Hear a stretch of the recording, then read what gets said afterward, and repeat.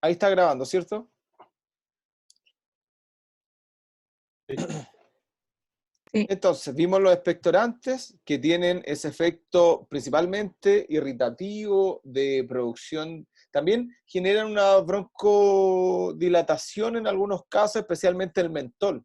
Por eso también en Chile hace tiempo se busca prohibir el consumo de cigarrillos con mentol porque producen broncodilatación y de esa forma existe una mayor disponibilidad o superficie para que la nicotina y los compuestos del cigarrillo puedan actuar, pero tendría un efecto leve, tanto el eucalipto, el eucaliptol y el mentol, sobre la broncodilatación, pero es muy leve comparada con los broncodilatadores puramente tal.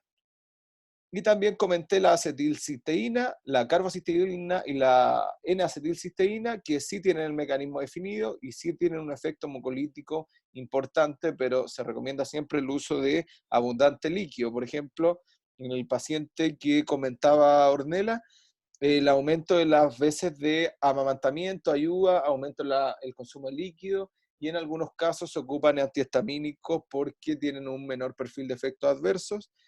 Y la adrenalina y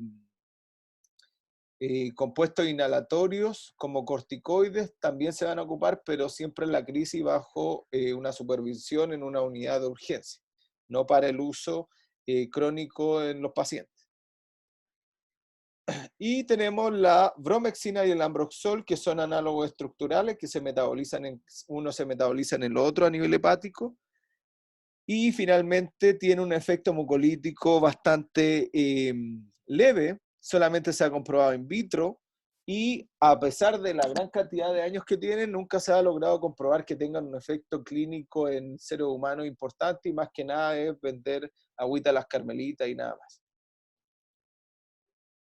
Después tenemos entonces, vamos a ahondar en las dos enfermedades principales, el asma y el EPOC, debido a que la gran farmacología respiratoria se basa en estas enfermedades o se puede responder a través de situaciones de pacientes, de casos clínicos, tanto de diferentes tipos de asmas y diferentes tipos de EPOCs. Entonces, ustedes ya vieron la lista de medicamentos que se ocupan en la vía respiratoria y algunas diferencias generales de la situación fisiopatológica en similitudes del asma a la derecha, a la izquierda, alta prevalencia, motivo de consulta importante, definición poco definida, son de origen crónico, obstrucción de la vía, etc. Y las diferencias entre asma y EPOC, aquí también las pueden ver. EPOC principalmente se relaciona con compuestos exógenos, tabaco, personas que han trabajado en minería, en donde existe utilización de compuestos tóxicos como la agricultura. La fisiopatología y anatomía de la enfermedad tanto de EPOC como de asma son diferentes, ya lo comentamos, y ustedes en fisiología pueden ahondar bastante en ese tipo de procesos. También existen procesos inflamatorios diferentes, y esos procesos inflamatorios diferentes también definen de alguna forma si se van a usar o no antiinflamatorios como glucocorticoides o antiinflamatorios como los antileucotrienos. Los glucocorticoides se ocupan principalmente en asma, pero también se podría ocupar en algunos casos de EPOX, pero los antileucotrienos como el Montelukast solo se ocupa en asma y no se ha comprobado efecto ninguno sobre enfermedades de tipo EPOX. Además, el EPOX es irreversible, por lo que, y además de ser irreversible, no es un proceso inflamatorio puramente tal, entonces el uso de antiinflamatorios y de los compuestos que se liberan proinflamación son diferentes. Esta diapo es la que deben grabársela completamente porque define los mecanismos de acción del proceso de relajación y contracción a nivel pulmonar, y en donde también se definen los principales fármacos que se utilizan. Tenemos glucocorticoides, agonistas adrenérgicos se llaman, teofilina, que también tiene que ver con un efecto adrenérgico, pero un efecto también sobre los receptores de adenosina, hipatropio, que es del grupo de los antagonistas muscarínicos, y los antihistamínicos o bloqueantes H1. Entonces, si vamos de izquierda a derecha, y de izquierda a derecha también va desde los más utilizados a los menos utilizados, o de los más potentes a los menos potentes de alguna forma, podríamos comenzar con el lado izquierdo, si me siguen en el cursor, los agonistas adrenérgicos, como el salbutamol, salmeterol, formoterol, etcétera, en donde actúan principalmente sobre el receptor beta 2. Ese receptor beta 2 tiene una abundancia importante a nivel respiratorio y actuaría entonces generando una broncodilatación, una relajación muscular a través de actuar sobre proteína GS. Esta proteína GS estimula el paso de ATP a AMP cíclico a través de la anilato ciclasa, varios procesos intermedios, y genera la relajación broncopulmonar, el mejor intercambio gaseoso, una resolución de mayor potencia incluso, y también más inmediata de una crisis asmática, una crisis respiratoria, y este grupo de fármacos, los agonistas adrenérgicos, se ocupan tanto en patologías crónicas como agudas, bronquitis crónicas como bronquitis agudas. Después, junto con el uso de agonistas beta-adrenérgicos, también se ocupan los glucocorticoides inhalatorios y orales. Principalmente los inhalatorios porque tienen un perfil de eventos adversos mucho menor. Y los glucocorticoides, como ustedes bien deben recordarse, generan modificación de la expresión génica y específicamente sobre los receptores beta producen un upregulation, por lo que significa que va a aumentar la expresión de receptores beta 2. Y al aumentar la expresión de receptores beta 2 gracias al uso de glucocorticoides, vamos a tener mayor cantidad de receptores para que actúen los agonistas betas, o sea, el salbutamol, salmeterol, etc. Entonces, en conjunto, agonistas beta con glucocorticoides potencian un efecto. Ahí se produce claramente un sinergismo farmacológico. Entonces, al actuar sobre este proceso de upregulation, mayor disponibilidad de compuestos beta, o sea, receptores beta, mayor relajación. Y a esto hay que sumarle a esta diapo, ustedes lo rayan después, la clase ya está disponible en la plataforma. Los glucocorticoides tienen un efecto inmunosupresor y también antiinflamatorio, sumado al upregulation sobre los receptores beta. Entonces su uso claramente está comprobado y está definido como una mejor respuesta global a nivel de la relajación. También tenemos la adenosina, que es otro compuesto circulante, y la adenosina genera contracción del músculo respiratorio. Y esa adenosina es antagonizada por la teofilina en el receptor de tipo A1, la que va a llevar entonces a que se evite la producción de proteína G inhibitoria, y al evitar esa producción se va a evitar entonces la contracción y se va a propiciar la relajación. Recuerden que estos más menos son al revés cuando estamos utilizando teofilina. Si administramos teofilina, se bloquea el receptor, no se produce G inhibitoria, no hay inhibición de adenilato ciclasa y tampoco hay estimulación de fosfolipasa C. O sea, se produce relajación por efecto de teofilina. Después viene el hipatropio, que se llama habitualmente bromuro de hipatropio, y los pacientes siempre te preguntan por el bromuro, pero existen varios otros fármacos que tienen como sal el bromuro, pero acá tenemos el bromuro de hipatropio y el bromuro de tiotropio, que son dos compuestos antagonistas muscarínicos que inhiben el receptor muscarínico de acetilcolina. La acetilcolina genera contracción del músculo liso respiratorio, y al ocupar el bromuro de hipatropio se bloquea el receptor de muscarina para acetilcolina, se evita el efecto de acetilcolina y entonces se evita la estimulación de fosfolipasa y la inhibición de adenilato ciclasa. O sea, hipatropio evita entonces que se estimule el receptor muscarínico, evita la producción de proteína G inhibitoria, evita la activación de la fosfolipasa C y evita la contracción respiratoria, facilita entonces que el adenilato ciclasa esté disponible, que se pueda generar AMP cíclico y que se produzca la relajación del músculo liso. Y después tenemos otro grupo de fármacos que son los bloqueantes de histamina de tipo 1. Si vemos la histamina estimula el receptor H1, el cual estimula la proteína G inhibitoria, la cual va a activar la fosfolipasa C y va a producir constricción.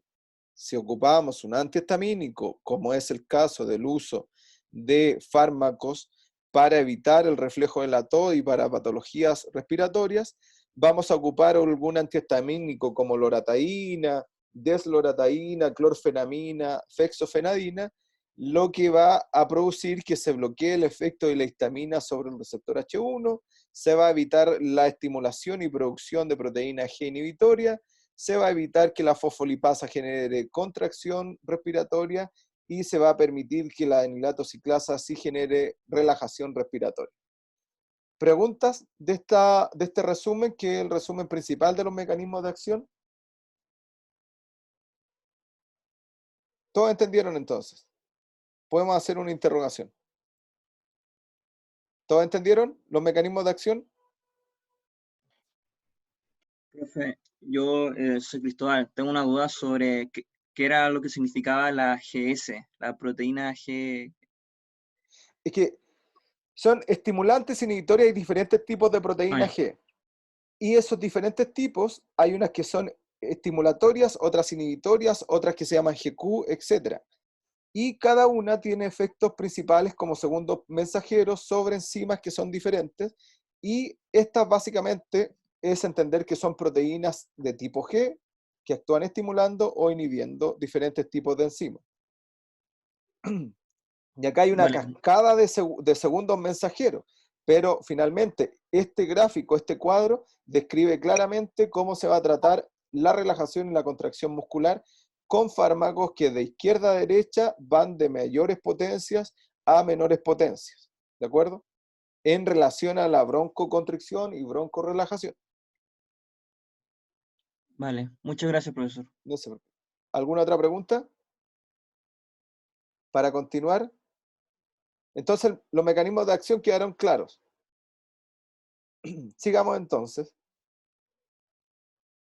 ¿Cómo se va a tratar el asma? Porque vamos a entrar en asma según las diferentes guías clínicas en el mundo y estas guías clínicas cómo establecen escalones en relación a la gravedad de la patología asmática específicamente. Y acá vemos en el cuadro, en la zona izquierda, escalón tipo 1 hasta escalón tipo C o grado C, en donde el grado C claramente es una complicación agravada de la enfermedad y el escalón tipo 1 es una situación de una enfermedad asmática controlable y fácil de resolver. Y ustedes, si avanzan de izquierda a derecha, van a ver que se van agregando diferentes fármacos como agonistas beta 2 de acción larga, corta. Después tenemos de acción larga, después también acá tenemos glucocorticoide inhalado a dosis baja y a dosis alta, tenemos el uso de antileucotrieno, ¿cierto? Tenemos el uso acá de omalizumab, que es un anticuerpo monoclonal, que es lo último en tecnología farmacéutica que se está ocupando, pero siempre en todo ese escalón del manejo del asma, siempre existen los beta 2 agonistas de acción corta, debido a que los beta 2 agonistas de acción corta se utilizan en la crisis asmática porque tienen una rápida respuesta y todos ellos son de uso inhalatorio. Y hay otros que se llaman beta agonistas de acción larga que se ocupan en el mantenimiento de la enfermedad respiratoria. Y después, por ejemplo, acá también tenemos glucocorticoides a dosis baja inhalatoria y llegamos hasta glucocorticoides de dosis alta inhalatoria e incluso glucocorticoides orales. Y si vemos otra patología como una bronquitis aguda, vamos a observar que se van a ocupar glucocorticoides orales por corto periodo de tiempo, por lo ya explicado en la diapositiva anterior, que ustedes ven acá en este lado izquierdo.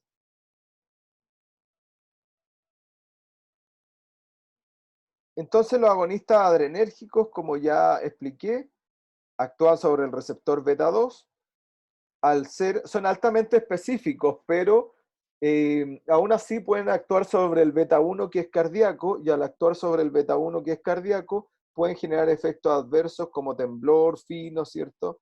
Y en algunos pacientes incluso taquicardia. Generan claramente la relajación del músculo liso, también generan la inhibición de la liberación de mediadores de inflamación y estimulan también el clearance mucociliar. ¿Qué más sobre estos receptores? Generan efectos a nivel alveolar. No estén rayando la diapo, por favor, que alguien está rayando la diapo. Y son aquellos fármacos de más comprobación clínica y efecto clínico, y son claramente los de primera línea para tratar enfermedades respiratorias que vayan ligadas a la broncoconstricción. Tienen eficacia en cualquiera de sus dosis, en cualquier tipo de paciente, salvo aquellos que tienen riesgo cardiovascular elevado, en donde la administración en dosis normales puede generar aumento del temblor fino o aumento de del ritmo cardíaco por generar taquicardia. Acá tenemos los mecanismos de acción, que es básicamente lo que expliqué, la proteína GS, y finalmente fosfoquinasa, ¿cierto? A través de la producción de AMP cíclico, producción de broncodilatación y el efecto final, que es el que se persigue. Dentro de estos broncodilatadores de acción adrenérgica beta 2 tenemos los de acción corta y los de acción larga. Como ya dije, los de acción corta se utilizan en la crisis asmática, y los de acción larga se van a utilizar en el mantenimiento de la crisis asmática, porque además estos fármacos de acción larga tienen un inicio de acción muy lento versus los que vemos acá, salbutamol, fenoterol, terbutalina, son de inicio de acción rápida, de efecto selectivo, su acción se va a demorar de 1 a 5 minutos, su vía de administración va a ser la oral, y al actuar rápidamente pueden resolver una crisis asmática, pero el tiempo en que tienen efecto, o sea, el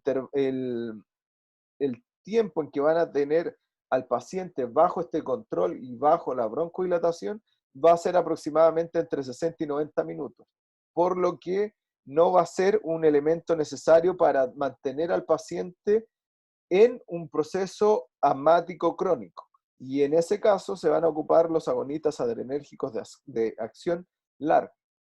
¿De acuerdo? Entonces estos siempre se van a ocupar por vía inhalatoria, son selectivos, de rápido inicio de acción, y no solamente en asma, sino en cualquier otra enfermedad respiratoria aguda que lleve de la mano una broncoconstricción y una dificultad para el intercambio gaseoso. También dentro de este grupo, pero no selectivos, está la adrenalina, la efedrina y otras catecolaminas, la isoprenalina, y al ser no selectivo, el perfil de eventos adversos como taquicardia, efectos cardiovasculares, vasoconstricción va a ser mucho mayor, solo en uso en urgencias y bajo supervisión médica. Su vía de administración puede ser inhalatoria por nebulización, o también puede ser por administración subcutánea en el caso de la adrenalina, para tratar el efecto broncodilatador. Y en potencia broncodilatadora, la adrenalina tiene mayor afinidad por el receptor, es menos específica sí, pero tiene una potencia de acción mayor que el resto, pero también un perfil de eventos adversos mayor que el resto por no ser selectiva. Después, como les comenté, tenemos los agonistas de acción larga, donde el principal de ellos y el gold estándar, perdón, es el salmeterol, junto con el formoterol, pero el principal y el gold estándar es el salmeterol. Su inicio de acción es de los 20 a 30 minutos de ambos, pero el tiempo en que va a actuar en el organismo va a ser hasta 12 horas, lo que permite tratar a pacientes asmáticos o con EPOX con menor cantidad de dosis al día y por largos periodos de tiempo. De ninguna forma van a resolver la crisis asmática, como ya lo indiqué. Tienen mayor adhesión a los receptores también, y otro de ellos son la terbutalina, con efectos muy similares y con la posibilidad de administrar por otras vías, pero la vía siempre, la que se va a ocupar, es la inhalatoria. Y el salmeterol, como yo les indiqué, es el gold estándar, 20 microgramos por puff. El salbutamol va de 100 a 200 microgramos en dosis cada 4 horas. En cambio, el salmeterol son dosis de 2 veces al día cada 12 horas. ¿Se pueden ocupar en conjunto? Sí, se pueden ocupar en conjunto porque uno va a tratar la urgencia, la crisis respiratoria, y el otro va a tratar el mantenimiento de la enfermedad respiratoria asmática. Se pueden ocupar con otros medicamentos. ¿Cuál sería el indicado en este caso? Pregunta abierta. ¿No escucharon la pregunta ninguno? ¿Cristóbal? ¿Cuál era la pregunta? ¿Cuál no estaba? Matías, ¿con qué otro tipo de fármacos se pueden utilizar estos? ¿Cuáles serían el otro tipo de fármacos más indicados para estos beta-adrenérgicos? Como en Los conjunto. corticoides puede ser, ¿no? Claramente los corticoides porque producen el upregulation y el aumento de los receptores y aumento de respuesta de relajación, ¿cierto? Habitualmente cuando se ocupan con corticoides se indica el uso primero del beta-agonista para producir la broncodilatación y posterior el uso del corticoide 5 minutos posterior para producir, una vez que ya tengamos la broncodilatación, el corticoide puede abarcar una mayor superficie alveolar. Pero lo cierto es que este grupo de fármacos vienen habitualmente en el mismo inhalador, el corticoide con el adrenérgico, o sea, se administran en conjunto. Algunas dosis y algunos efectos sobre los receptores para que los puedan revisar, de especificidad sobre los receptores alfa, beta 1 y beta 2.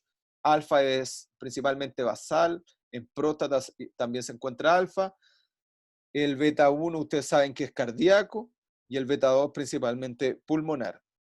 Y una comparación del efecto broncodilatador, pero principalmente salbutamol y salmeterol van a ser las principales herramientas broncodilatadoras. Dosis de cada uno de ellos, de salbutamol, de adrenalina también, de salmeterol y de terbutalina, todos por vía inhalatoria, y claramente las dosis van a ser mayor cantidad de dosis cuando tengamos pacientes con crisis asmática. Después tenemos nuevos beta-agonistas, formoterol con las dosis que se indican acá, bilanterol que es uno nuevo, y estos se definen, y es una de las formas de memotécnica de definir este grupo de fármacos. SABA se refiere a agonistas beta-adrenérgicos de acción corta, short, y los de acción larga, agonistas beta-adrenérgicos de acción larga. Por eso cuando ustedes les comenten de los SABA, son los agonistas adrenérgicos, beta-adrenérgicos de acción corta, y los LABA, agonistas beta-adrenérgicos de acción larga. ¿De acuerdo? También se ocupa una regla memotécnica para los antimuscarínicos. Y los antimuscarínicos, en vez de llamarse SABA, se llaman SAMA. O sea, antimuscarínicos de acción corta, y los LAMA, antimuscarínicos de acción larga. También existe siempre una duda de la broncodilatación dual en caso del asma y en caso de EPOX, y se ha demostrado que la combinación de un agonista muscarínico adrenérgico de acción larga y un antagonista muscarínico de acción larga y un agonista beta-adrenérgico de acción larga genera un 30% más de beneficios en los pacientes con enfermedades respiratorias, por lo que el uso de dos broncodilatadores en conjunto siempre va a tener mayores beneficios en los pacientes, y es lo que se observa en la clínica de las enfermedades respiratorias. Luego vamos a ver cómo actúan los antagonistas muscarínicos, que ya les definí el mecanismo de acción, pero les voy a nombrar algunos de ellos. Acá tenemos tablas donde indican cuál va a ser la dosis que se va a utilizar según la exacerbación y el asma en ejercicio. Acá dice PRN, que significa en latín cada vez que sea necesario, que tiene, en este minuto no me acuerdo cuáles son las palabras en latín. Últimamente no he estado hablando mucho en latín, así que ese idioma se olvida un poco, pero básicamente es lo mismo que poner SOS. Y las dosis de cada uno de los casos,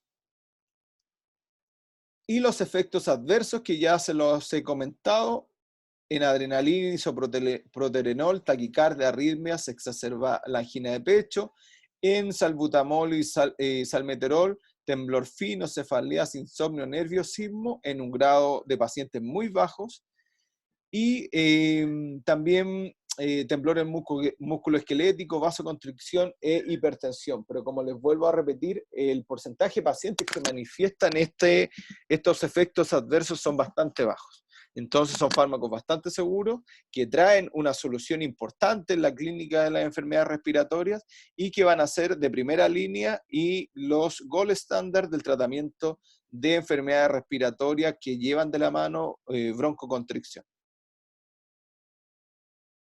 También hay que tener ciertas precauciones en cardiópatas con isquemias, hipertensión y diabetes. ¿Por qué en diabetes? Porque el receptor adrenérgico genera, al ser estimulado, una mayor necesidad de insulina porque genera un efecto hipoglicemiante. Entonces, el efecto que se produce es que todos los fármacos,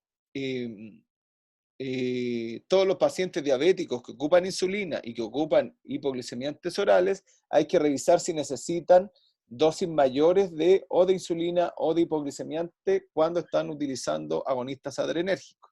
Hay que tener esa precaución y esa revisión. Habitualmente los pacientes no se ven afectados debido a que estos pacientes diabéticos tienen otras complicaciones como la dieta, la falta de ejercicio, etc.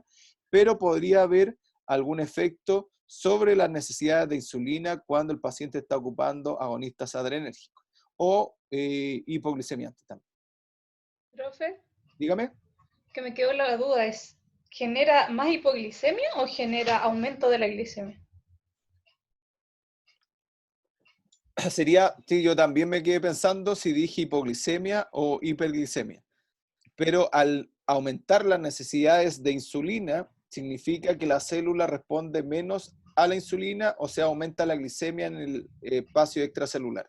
Entonces generaría un aumento de la glicemia cuando el paciente está tomando beta bloqueantes. No se observa en todos los pacientes, pero sí es importante tenerlo en cuenta.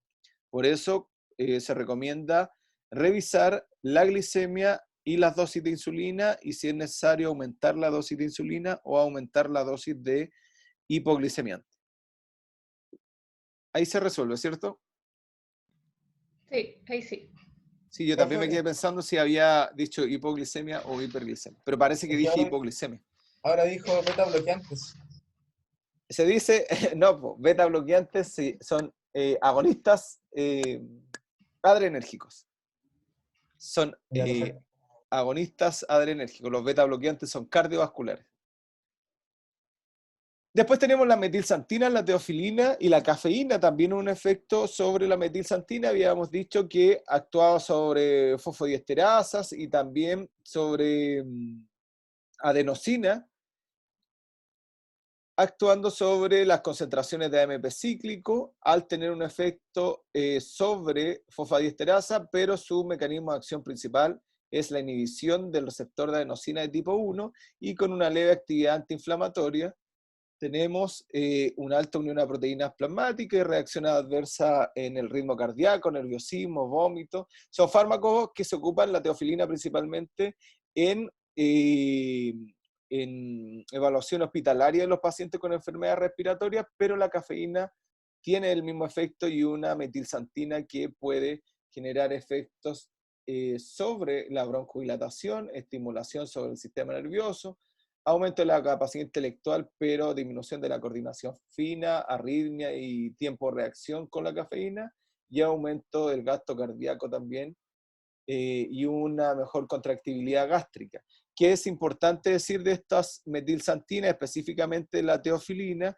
Que el intervalo terapéutico es muy estrecho y la toxicidad por teofilina puede llevar a la muerte del paciente con efectos adversos bastante complejos, como las convulsiones que se pueden producir en dosis de 20 miligramos por decilitro cuando no es correctamente monitorizadas las concentraciones plasmáticas de teofilina. Bajo la dosis de los 20 miligramos por decilitros, se observa que sí se produce mejoría de la función pulmonar, pero también es un fármaco que puede producir una importante acumulación, por lo que puede pasar en forma importante a una toxicidad en los pacientes. ¿De acuerdo? Después nos tocan los Pero se va a agonistas. cortar. Exactamente.